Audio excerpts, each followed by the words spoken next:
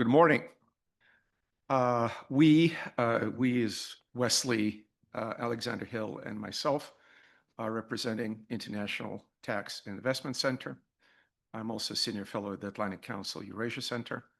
Before that, for 22 years, I managed one of the prime Russia-Eurasia programs in Washington, D.C. I've been working on the region since the early 90s. Well, my first time in Kazakhstan was in '93, followed by Uzbekistan, Kyrgyzstan, and others. And the reason we're focused on that is strategic and economic. ITIC, International Tax and Investment Center, was launched in 1993. It is funded by a lot of Forbes 100, Forbes 200 companies, works around the world. Our esteemed colleague, Dan Witt, the founder and the president, works on primarily tax and investment policy issues, including in a number of Eurasia countries. He is active in Georgia, Azerbaijan, Kazakhstan. He co-authored the tax code in Kazakhstan back in the 90s. And he also is active in the Gulf, Persian/Arab, in Africa, and in East Asia. So it's a small boutique-like policy think tank with a lot of global reach. And Central Asia today, I think, is extremely important for Europe, including for Sweden. We are tremendously happy that Sweden is in NATO now. But also the challenges, the quickly changing geopolitical environment require, in our view, more cooperation between the United States and Europe in places like the Caucasus and Central Asia. US cannot do everything, especially not with this administration that has very different ideas about Euro-Atlantic and global involvement of the United States. So with that, I want to thank you for coming. It's a bit of an obscure topic, Central Asia, but we have first-rate panels, including my friend and colleague, Professor Sébastien Pérouse from George Washington University, the director of the program there. And we are going to have a terrific event. Thank you. Okay, thank you so much. Thank you for SIPRI for cooperating with us on this important conference. I've been doing Central Asia and Eurasia for over 30 years, and it is really a privilege to be a witness to how that region is developing. I do remember some people with gray hair in this room remember that you would fly into Almaty then, or to Tbilisi or Baku or Tashkent, and these were pretty much rundown Soviet cities. And look at it now. I mean, Astana didn't exist. So one is, relatively speaking, a country like Kazakhstan, and now increasingly a country like Uzbekistan, are winning in the game of transitioning to market-oriented economy, building their international ties, becoming players as individual countries and as a region in the global specialization of production and services. The policy that was formulated at the creation, at the establishment of the modern Kazakhstan was the multi-vector policy. Two people did that. President Nursultan Nazarbayev and his foreign minister and then prime minister, Kassym-Jomart Tokayev, the current president. And there's continuity there. Uzbekistan came later because the first president, Islam Karimov, was an isolationist, essentially. And maybe there's a lesson. I never thought about it. Maybe there's a lesson to how isolationism doesn't work to other countries that are experimenting with isolationism. Kazakhstan and others, Turkmenistan with gas, Azerbaijan with oil, started their global economic game in the fossil fuel sector. Kazakhstan had the Tengiz field, and then others came online, Kashagan, Karachaganak, and others. Azerbaijan across the lake, of course, had its oil since the 19th century. Turkmenistan was the Qatar of Central Asia in terms of gas. But time moves forward, energy priorities shift, and you look at a place like Uzbekistan where they have solar at 3.5 cents, US cents per kilowatt. This is highly competitive. And even with storage, with battery, lithium ion battery storage, it goes up 30%. It's still very competitive, but it's not enough. Uzbekistan is one of the fastest growing countries population-wise. The old Soviet energy infrastructure is getting old and decrepit. They need to upgrade it. So they are doing all of the above policy. They're doing small modular reactors in nuclear, Uzbekistan. Kazakhstan did have a referendum to allow large size nuclear reactor. They're doing thermal energy generation and they're doing renewables. And of course, hydro is a huge source in the mountainous areas in Kyrgyzstan and Tajikistan, but there's a problem. And the problem is climate change.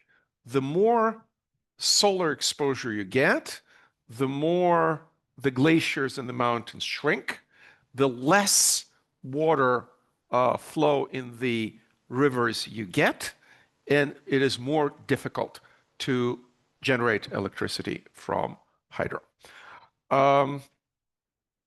Then Kazakhstan is the largest exporter of uranium oil on the planet.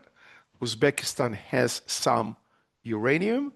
And if we are serious about zero emission transition, we need to strongly consider renewing the nuclear power generation.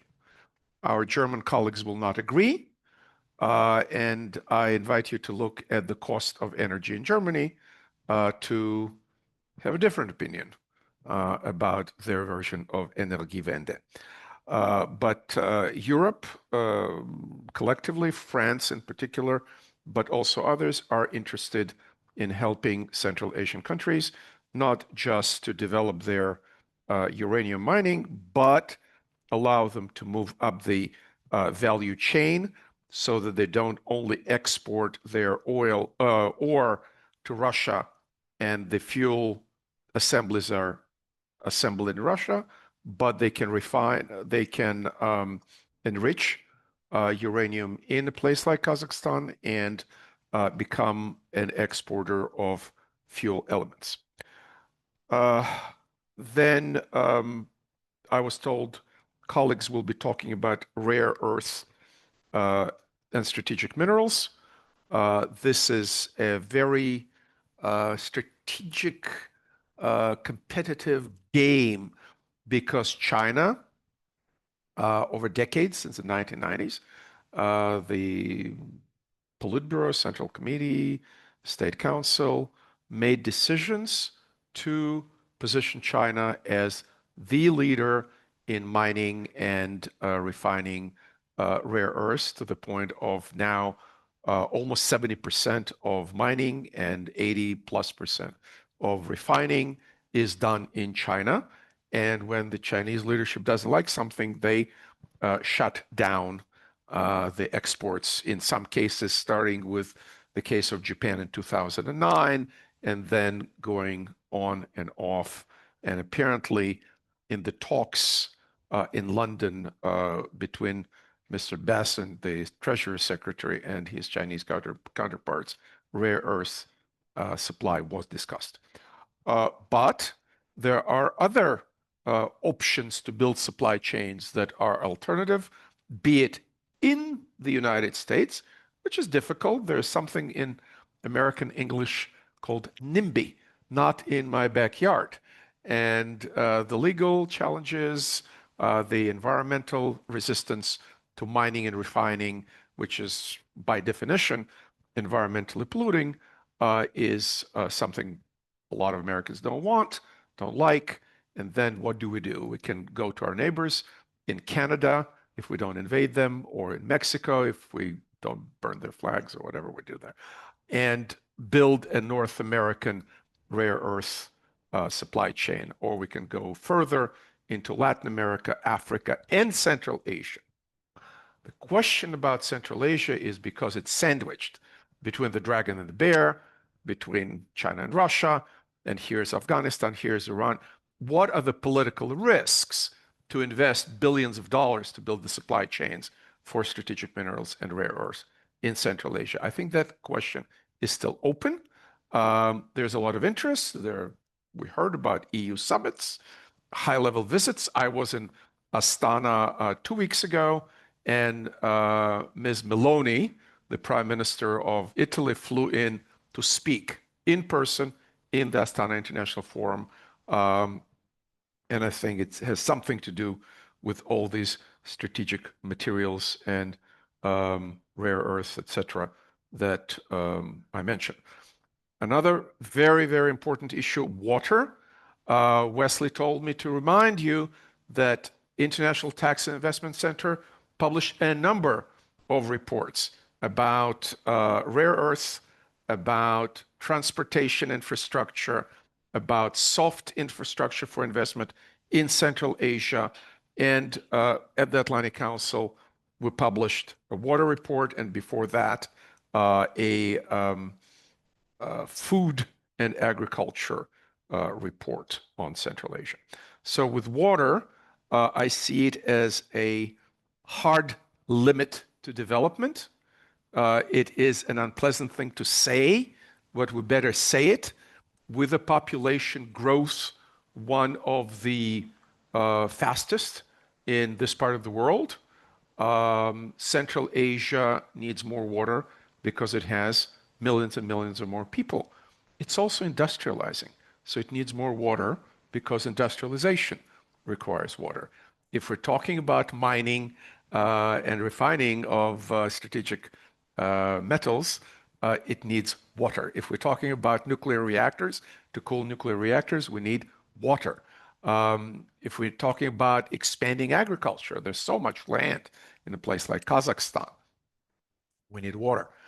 So when we researched that, we came to a conclusion that, one, you can do much better to save more water.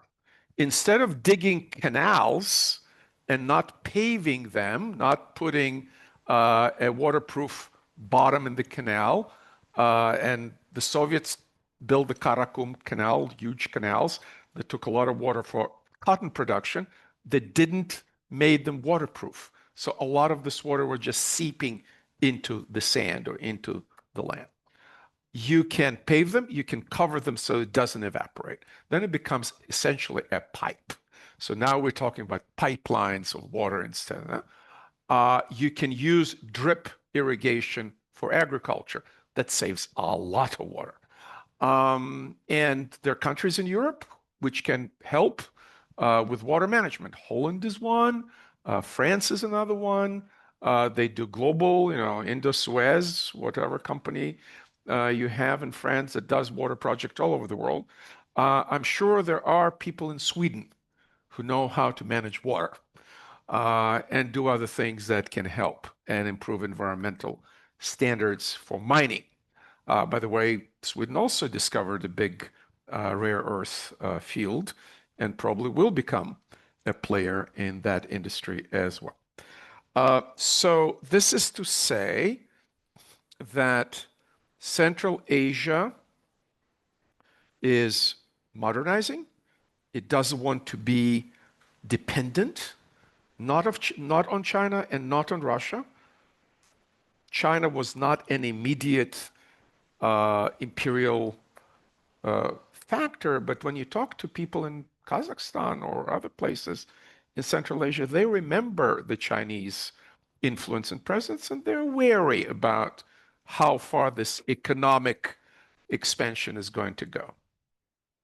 Russia is an immediate colonial power. 1/3 of the population of Kazakhstan was starved to death by Russia. It was a genocidal starvation, not unlike Holodomor in Ukraine. And this was a forced sedimentation of the nomads in the 1920s and 1930s, not that long ago. So there are Kazakh elites, Kazakh nationalists, who are painfully aware of this history, as well as throughout Central Asia, the modernizing group of sort of modern Muslims called the Jadids, the Jadidi movement, was exterminated by Stalin. So there is a lot of apprehension. And this balance between China, Russia, and now the West collectively, I would argue, is on its last legs. The West that included the United States and Europe together is no longer together. It might change in the future. I don't know. I forgot my crystal ball at home. But right now, it doesn't look good. So Europe and the US, in cooperation or without cooperation, in my opinion, need to be engaged in Central Asia and in South Caucasus and in Eastern Europe. Why? Because nobody abolished the global power competition. It was all very nice as long as it lasted with international institutions, et cetera, et cetera. But the realpolitik today is the predominant doctrine of how great powers, Russia, China, Turkey, and others, Iran, US, etc., are viewing the world. And therefore, for all the reasons the previous panel mentioned, and I mentioned here in terms of econ, we either together or separately need to be engaged in Central Asia. Thank you. Thank you very much.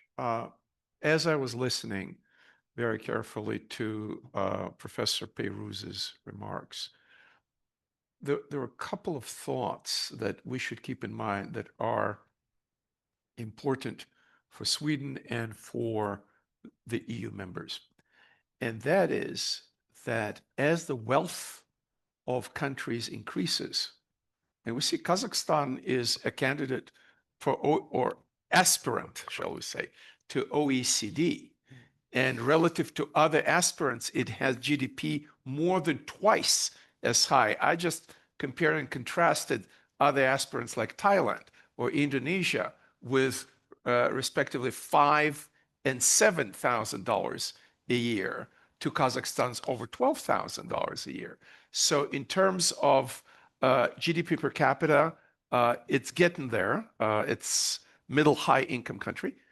And we know from all the data available, the higher GDP per capita, the higher prosperity a country enjoys, the more demand for higher environmental standards emerge, right? Nobody who can afford not to live in a polluted environment doesn't want to live in a polluted environment. This is why countries like US and Sweden and others do not want these polluting heavy industries there.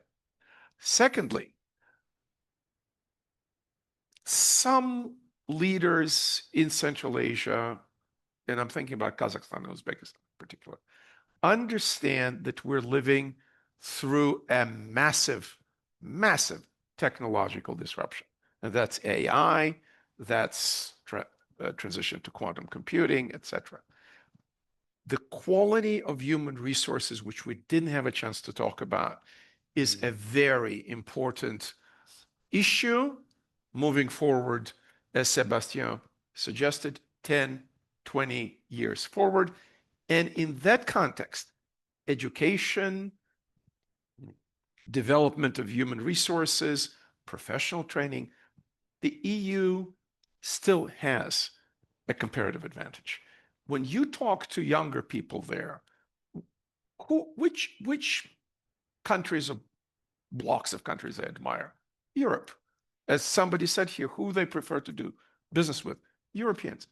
So Sweden can play a role and should have trade missions and embassies in all of these countries, especially now that Sweden's role is no longer as a neutral, but as a NATO member. Leadership is important. Countries that punch above their weight get noticed, get investment, get respect. So I think there's a wonderful pathway forward for Sweden in particular and Europe in general. Now to the concluding remarks. I just want to thank SIPRI, want to thank the audience, and I'm happy we're putting Central Asia on the map. It is a fascinating region. It's a region with ancient cultures.